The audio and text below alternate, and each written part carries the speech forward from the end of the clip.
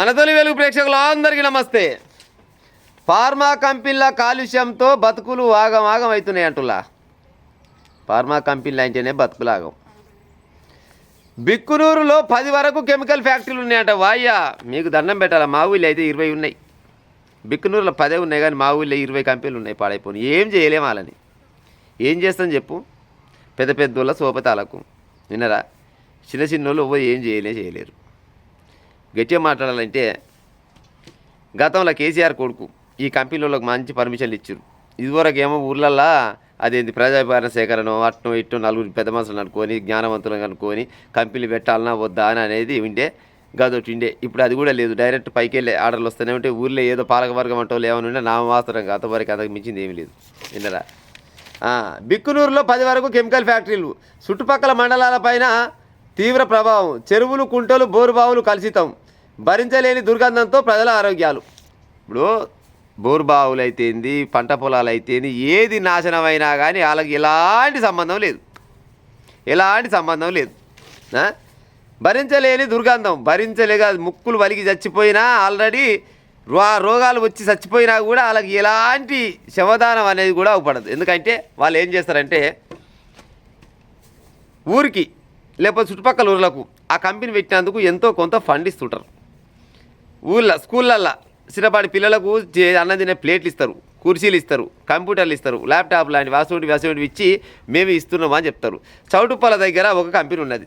ఆ కంపెనీ ఏంటంటే ప్రపంచం మొత్తం మేరకే దివీస్ కంపెనీ అని ఒక కంపెనీ ఉంటుంది. ఆ దివీస్ కంపెనీ పుణ్యమా అంట చుట్టూ 20 ఊర్లు మొత్తం సర్వనాశనం అవుతాయి. కానీ ఆ దివీస్ కంపెనీని ఇంటికి కూడా పీక లేకుండా పోయి 20 ఊర్లోళ్ళు కాదు, ఇంకా 20 ఊర్లోళ్ళు కలిసి వచ్చినా కానీ ఆ దివీస్ కంపెనీని ఏం చేయలేము. ఆ దివీస్ కంపెనీ అనుకుంటా ఉందా, ఆ దివీస్ కంపెనీ దాటంగానే చిట్యాల మండలం వెలిమినేడు అనే ఒక గ్రామం ఉంటుంది. ఆ వెలిమినేడు గ్రామంలో ఏకంగా 20 దాకా ఫార్మా ఫ్యాక్టరీలే ఉంటాయి. ఎవ్వడు ఏం చేసేది లేదు, ఏం చేయలేరు వాళ్ళని. ఎట్రో గ్రూప్ వాడు ఉన్నాడు, వాడు పెద్ద మూతవారి. ఏమంటాం చెప్పురి, ఏమనలేము. దాదాపుగా ఇప్పుడు ఇటువంటి కంపెనీలు ఒకప్పుడు ఎట్లా ఉండి అంటే ఊర్లలో ఉన్న ప్రజలను మొత్తం కనుక్కొని కంపెనీలు పెడదాం అనుకుంటున్నాం, పెట్టాలన్నా వద్దా అని ఒక ప్రజాభిప్రాయ సేకరణ అనేది ఒకటి ఉండే. ఇప్పుడు ఆ సేకరణ లేవు, పిటుకూరు లేదు, లొడపీసు లేదు, ఆసుపత్రి లేదు. ఏదేమైనా పైకి వెళ్ళి వస్తుంటాయి, పైకి వెళ్ళి నడిపిస్తూ ఉంటారు. ఇంకో విషయం ఏంటంటే ఇటువంటి ఫార్మా కంపెనీలు బయట దేశాలల్లో చాలా తక్కువ ఉంటాయి, చాలా తక్కువ ఉంటాయి. పెట్టరు అక్కడ కంపెనీలు.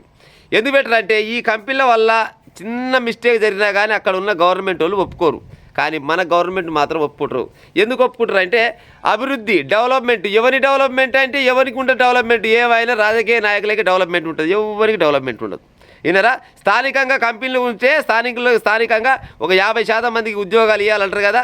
ఉద్యోగాలు ఉన్నాయి, లొటపీస్ ఉన్నాయి. అంతా బయటికి వెళ్ళి ఆంధ్రకి వెళ్ళో, బీహార్కి వెళ్ళో, ఒరిస్సాకి వెళ్ళో, మహారాష్ట్రకి వెళ్ళో, ఛత్తీస్గఢ్కి వెళ్ళో, ఇంకేటికి తీసుకొచ్చుకొని వాళ్ళనే పెట్టుకుంటారు. కానీ ఊర్లో మాత్రం ఏముంటారు.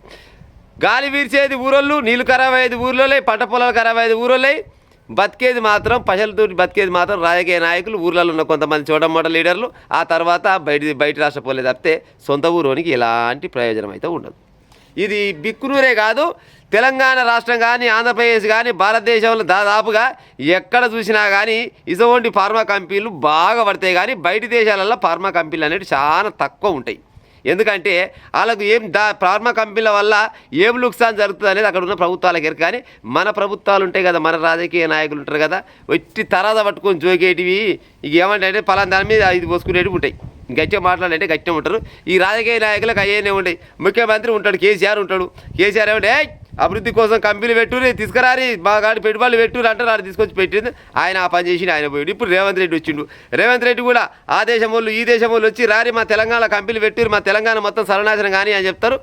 ఆయన రాజా మంచిగా జూబ్లీ హిల్స్, బంజారా హిల్స్లో చక్కదానంగా వాళ్ళకి గింత కాలుష్యం లేని కాడ వాళ్ళు బతారు. ఖరాబ్ అవుతారు కూడా అంటే పంట ఊర్లలో ఉన్న రైతులు ఖరాబ్ అవుతారు. ఒకప్పుడు ఏమనేదంటే పట్టణాలకు పట్టుకొమ్మలు పల్లెలే అనేది. ఇప్పుడు పల్లెలు మొత్తం ఆగమైపోయినాయి. ఏడు కాడికి గబ్బు వాసన, గలీజ్ వాసన. ప్రతి ఇంట్లో 4 ఉంటే 3కి గజ్జి దుల్ల తామరలే ఉంటున్నాయి, పాడైపోను. ఎందుకుంటున్నాయంటే వాతావరణం మొత్తం కలుషితం అయిపోయింది. దాదాపుగా ఇప్పుడు ఈ కాలంలో ఊర్లలో ఉన్న పోరగాళ్ళకు పిల్లనిద్దామన్నా కానీ ఇచ్చకాలం అయితే లేదు. ఇప్పుడు పంతాంగ అయితేంది, సౌటుపల్లి అయితేంది, లింగోజిగూడెం అయితేంది, గుండ్రాంపల్లి అయితేంది, ఎలిమినేడ్ అయితేంది, చిట్యాల, మళ్ళీ పోతే చినకాపర్తి, పెదకాపర్తి, మళ్ళీ పోతే ఇటు సైడ్ పోతే పేరపల్లి, కిష్టపురం, ఏపూరు, సినేంగూడెం, చిట్యాల, ఇవన్నీ చుట్టుపక్కల ఊర్లల్లో పిల్లని ఇవ్వాలన్నా కానీ భయపడుతున్నారు. ఎందుకంటే ఆ సకదానం పాడైపోయి ఈ గబ్బు కంపెనీలలో ఏమి ఇస్తాం నాయన, నా సకదానాల బిడ్డని 20 ఏళ్ళు చదువుకొని ఆ వచ్చిన ఊరికి ఇవ్వాలని ఏముంది అని ఆలోచించి కూడా పిల్లనిచ్చే కాలం లేదు. పుసుకున్న పిల్లనిచ్చినా కానీ పొరగానికి చూస్తే ఇద్దరు చూస్తే మంచిగా దిట్ట సంగు ఉంటారు, కానీ పిల్లలు కూడా అయ్యే కాలం లేదు. నిజంగా మీరు నమ్మపోరు, కానీ పిల్లలు కూడా అయ్యే కాలం లేదు. ఎందుకు పిల్లలు అయితే లేదని కూడా చెప్తా. ఇప్పుడు గర్భం నిలవాలి. గర్భం నిలవాలంటే పిల్లగాడు ఓకే అందరు కలిసినట్టు వాళ్ళు కలుస్తారు, కానీ ఈ కాలుష్యాల వల్ల గర్భాలు నిలుస్తలేవు. గర్భాలు నిలవక పొరగాడు చూస్తేనేమో గట్టిగా ఉంటే, పోరు చూస్తేనేమో గట్టిగా ఉంటే, పిల్లలు ఏమయ్యారంటే పిల్లలు ఏడికెళ్ళి అవుతారు కారు. ఇక దవాఖాన తిరిగా రావాలి. మళ్ళీ దవాఖాన తిరగాలంటే ఆ గోళీలు ఏడికెళ్ళి వస్తాయంటే ఈ కంపెనీలలో గోళీలే.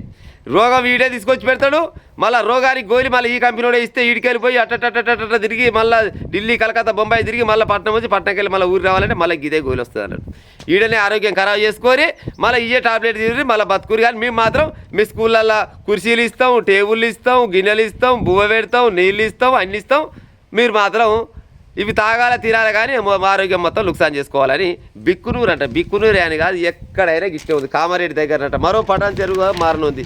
పటాన్ చెరువుగా మారనుంది కాదు, బరాబర్గా పటాన్ చెరువే అవుతుంది. ఫార్మా కంపెనీలను అడ్డుకుంటాం. ఊరోళ్ళు బాగానే కష్టపడుతున్నారు. రోజులు ఇప్పటికే ఉన్నవి కాకుండా మరో ఫార్మా ఫ్యాక్టరీల నిర్మాణానికి అనుమతిస్తే బిక్కునూరు శ్మశానంగా మారుతుంది. ఎట్టి పరిస్థితుల్లో దాన్ని అడ్డుకుంటామని మండలంలోని 18 గ్రామ ప్రజలంతా కలిసి ఆందోళన చేపడతాం. రాజకీయ నాయకులు పార్టీలకు అతీతంగా ఈ ఉద్యమంలో భాగస్వాములు కావాలని ప్రజలను కాదని ఫార్మా కంపెనీలు అనుమతి ఇచ్చే అధికారులను వాటిని ప్రోత్సహించే నాయకులని తరిమి కొడతామని అంటున్నారు. ఆయన ఇటువంటి పని మేము కూడా చేసినాం, కానీ ఏ నీరు కానీ వాళ్ళకు పెద్దోళ్ళ చేతులు ఉంటాయి. అవసరం అయితే 200 మంది పోలీసు వాళ్ళని దింపుతారు. 200 మంది పోలీసు వాళ్ళని దింపి మీ ఊరు అభివృద్ధి కోసం వస్తే మీరు ఎందుకు అడ్డుకుంటున్నారు అని పోలీసు వాళ్ళు అలాగైతే ముందుగల్లా ఈ ధర్నా చేస్తాం పోతారా, వీళ్ళ ఈపి మనం మోస్తారు. ఈ ధర్నా చేసే దాంట్లో కూడా ఊరికి 10 మంది లంగా దొంగ బయట వేయగలరు పక్క ఉంటారులా. వాళ్ళు ఏం చేస్తారంటే ఎమ్మటే ఉంటారు, దానికి ఆయన సగొత్తారు, ఆయన దగ్గర ఫైల్ చేసుకుంటారు, జేబులో పెట్టుకుంటారు. ఆ 10 మందికి ఇంకో 100 మంది తయారు చేస్తారు. ఏం కాదు ఇవాళ ఒకనాడు మనకు బీరి అని ఇప్పిస్తాం, కళ్ళు దాపిస్తాం, కానీ మీరైతే మనకు సపోర్ట్ చేయరని చెప్తారు. వీళ్ళకి ఎన్నో కొన్ని ఇస్తారు, ఆయనకి లక్షలు వేసుకుంటారు, వీళ్ళకి వేలు ఇస్తారు. ఊరు మొత్తం నాశనం అయిపోతుంది. ఇది ఊరికి జరిగే ముచ్చటే. రానున్న రోజులలో తెలంగాణ మొత్తం ఫార్మా ఇండస్ట్రియల్ ఏరియా అవుతుంది, కానీ రోగాలతోటి మొత్తం క్యాన్సర్ వ్యాధి వచ్చిన శరీరం ఎట్లా ఉంటుందో గట్ట అయ్యి మొత్తం ఆగం అడివేది అయ్యేది మాత్రం పక్క.